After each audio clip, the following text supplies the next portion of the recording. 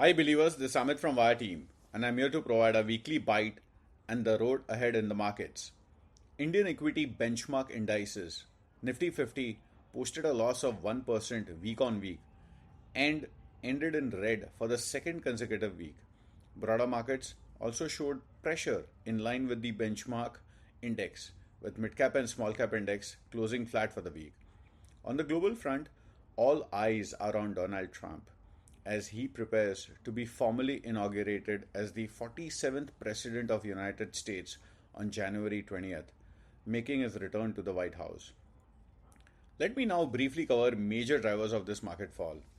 First one, global economic uncertainty. Investors believe the second Trump administration could significantly reshape Asia's economic landscape, particularly through its trade policies.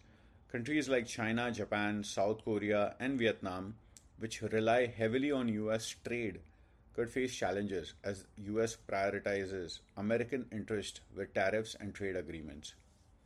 Second one is cautious approach amidst ongoing Q3 result season.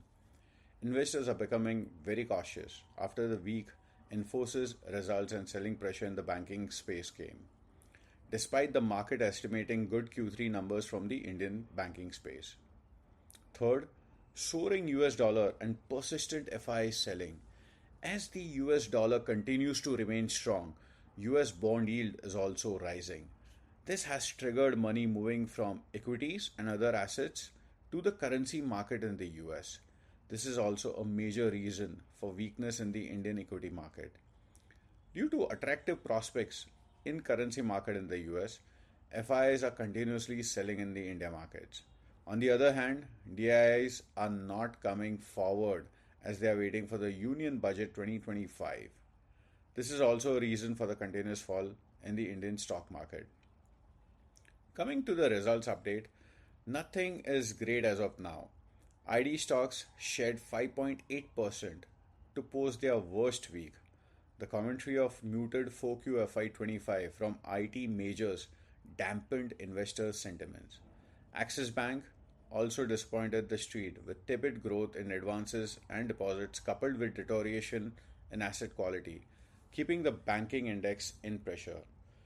The only sector that shines out in terms of earning growth so far is the hotel sector, with Indian hotels coming out with a great set of numbers and maintaining strong guidance for the next quarter also. However, the stock is not very cheap right now. Coming to updates from the Indian economy, India's retail inflation cools down further in December 24. The consumer price index CPI cooled down further to its 4-month low of 5.2% YOY, beating consensus estimates of 5.3% YOY. This is good news. Food inflation, measured by Consumer Food Price Index CFPI, also cooled from 9% YOY in November 24 to 8.4% YOY in December 24, driven by fall in prices of vegetables and pulses. Now talking about the crucial Nifty 50 levels, 23,000 will act as a crucial support for the index.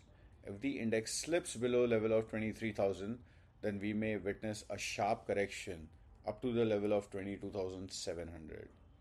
While on the upside, 23,500 levels will act as a crucial hurdle for the index.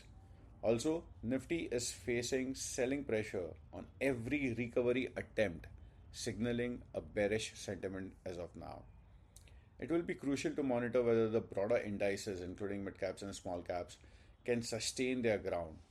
Corporate earnings related movements are expected to keep the market volatile. We thus reiterate the importance of prioritizing risk management and maintaining a balanced approach with the positions in the market. Our calls are being actively monitored and will update you when there is a need for it. Even during this market fall, our PMS stocks are holding up well. If you have investments capability in tunes of 50 lakhs, do email us at support@thewire.com and we will explain you the process of our portfolio management service under SEBI guidelines. Great time to invest, by the way. That's all for today. Wishing you a profitable trading week ahead. Thank you.